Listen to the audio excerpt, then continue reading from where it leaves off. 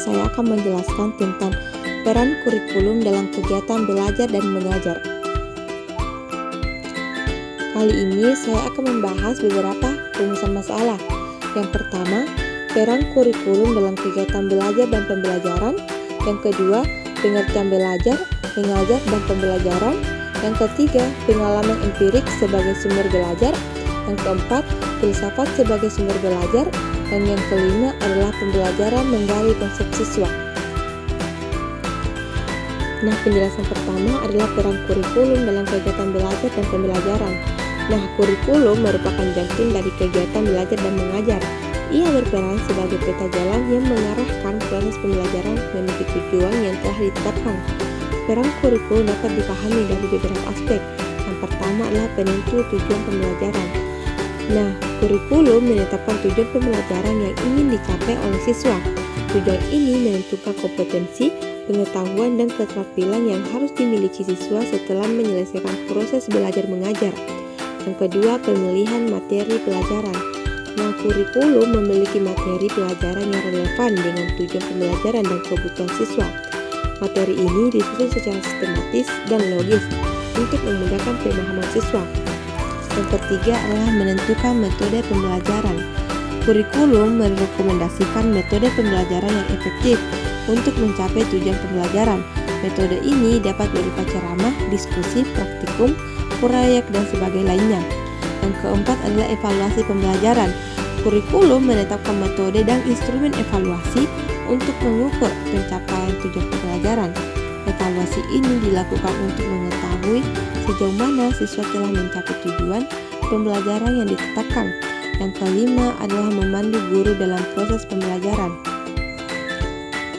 Kurikulum memberikan kerangka acuan bagi guru dalam menyusun rencana pembelajaran, memilih metode pembelajaran, dan juga mengevaluasi proses pembelajaran. Yang keenam adalah menjamin keseragaman dan kualitas pembelajaran. Kurikulum menjamin keseragaman dan kualitas pembelajaran di seluruh lembaga pendidikan. Hal ini memastikan bahwa semua siswa mendapatkan kesempatan belajar yang sama dan berkualitas. Yang ketujuh adalah memfasilitasi pengembangan siswa. Kurikulum memberikan kesempatan bagi siswa untuk mengembangkan potensi dan bakat mereka. Kurikulum menawarkan berbagai pilihan mata pelajaran dan kegiatan ekstrakurikuler yang dapat membantu siswa dalam mengeksplorasi minat dan bakat mereka. Yang kedelapan adalah menjembatani kebutuhan masyarakat.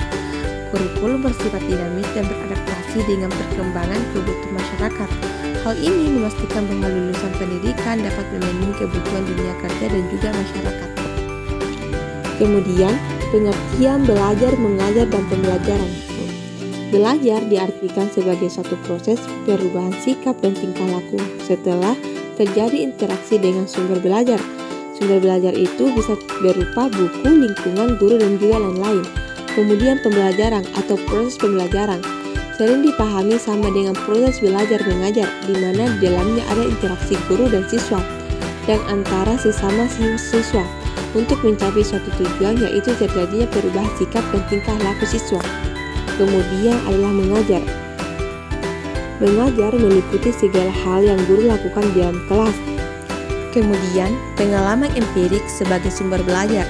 Tugas yang dilakukan dalam mengajar setiap hari itu merupakan sumber pengetahuan bagi guru yang bersangkutan untuk belajar berbagai kekurangan, yang nantinya makin lama tugas profesi seorang guru dapat diperbaiki berdasarkan pengalaman mengajar yang dilakukan selama ini.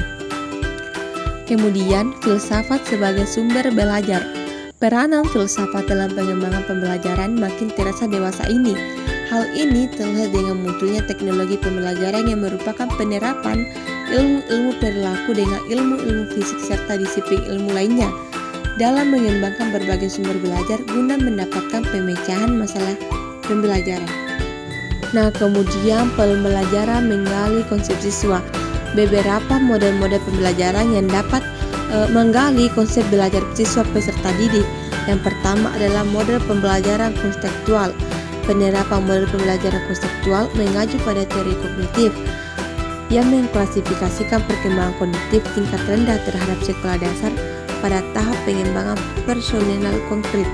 Meskipun saat ini tahap berpikir logis anak telah berkembang, tetapi masih sebatas konkret, tidak abstrak bahkan hipotesis.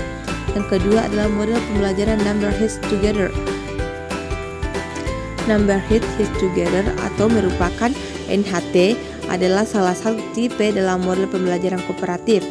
NHT merupakan model pembelajaran yang memberi kesempatan pada siswa untuk saling membagikan pendapat atau idenya dalam sebuah kelompok kecil, di mana setiap anggota kelompok memiliki nomor yang berbeda. Kemudian model pembelajaran kooperatif tipe Jigsaw. Pembelajaran kooperatif ini adalah proses kerjasama yang terjadi dalam kelompok-kelompok kecil yang telah dibuat. Oleh karena itu, tujuan dari pembelajaran tercapai secara optimal. Model pembelajaran kooperatif tipe Jigsaw diterapkan dengan cara mengarahkan siswa untuk membentuk kelompok, kemudian anggota dari kelompok tersebut diberikan materi yang berbeda dengan anggota lainnya, sehingga diharapkan setiap anggota kelompok dapat membantu anggota lainnya untuk memahami dan menguasai materi yang digunakan.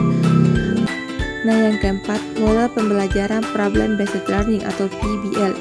Model pembelajaran Problem Based Learning awalnya dirancang untuk program graduate bidang kesehatan. Nah, PBL diatur dalam bentuk pembelajaran yang diawali dengan sebuah masalah menggunakan struktur sebagai pelatihan metakognitif dengan diakhiri dengan penyajian dan analisis kerjasama setiap peserta didik.